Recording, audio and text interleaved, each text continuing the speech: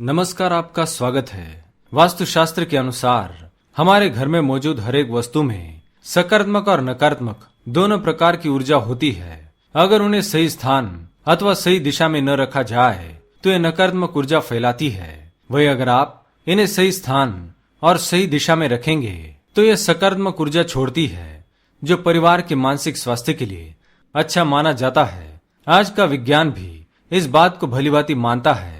हम सभी के घरों में वक्त की स्थिति जानने के लिए घड़ी का प्रयोग किया जाता है। घड़ी जो बीते समय और आने वाले समय के बारे में हमें सूचित करती रहती है।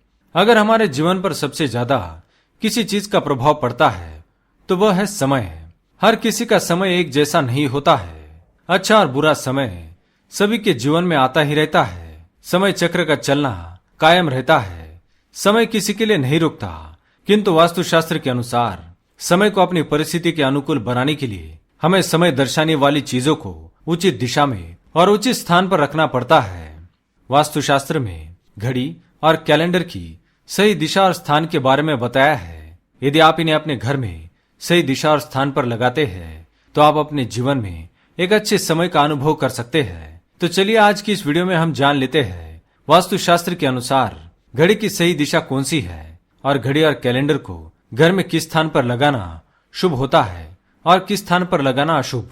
पर उससे पहले अगर आपने चैनल को सब्सक्राइब नहीं किया है तो इसे सब्सक्राइब कर लीजिए, साथ ही वीडियो को लाइक करना ना भूलें।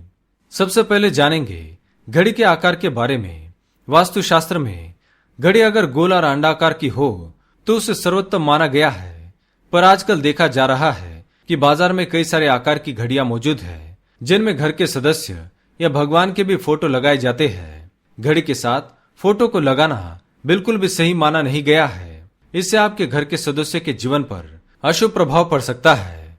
वास्तुशास्त्र के अनुसार घड़ी में भगवान की फोटो बिल्कुल भी नहीं होनी चाहिए, क्योंकि भगवान की फोटो को रोज धूप दीप अगरबत्ती और पूजन की आवश्यकता होती है और घड़ी कई महीनों तक धूल में पड़ी रहती है। इससे भगवान का अपमान होता है और जिसे शुभ माना नहीं जाता। इसलिए ये बात ध्यान में रखें कि घड़ी पर किसी भी देवी देवता की तस्वीर ना हो और घड़ी का आकार हमेशा गोलाकार या अंडाकार ही होना चाहिए। चौकोर घड़ी में नुकीले कोण होते हैं। वास्तु के अनुसार नुकीली चीजें नकारात्मक ऊर्जा का संचार करती है। दूसरी बात, जैसे कि हम सभी जानते हैं हमारे जीवन में सब अच्छा और बेहतर होता रहे तो इसके लिए हम खुद को संवारे रखते हैं, नए कपड़े और नए आभूषण पहनते हैं। उसी प्रकार अपने घर की घड़ी को स्वच्छ रखना चाहिए। समय समय पर घड़ी पर चढ़ी धूल और जालों को साफ करते रहना चाहिए। इससे आपका भाग्य भी धुंधला नहीं पड़ेगा। कई घरों में आदत होती है कि पुरानी घड़ी को बनवा कर चलाते हैं। एक जगह पर नई घड़ी आई तो पुरानी घड़ी को किसी और जगह पर लगा देते हैं। कृपया ऐसा ना करें।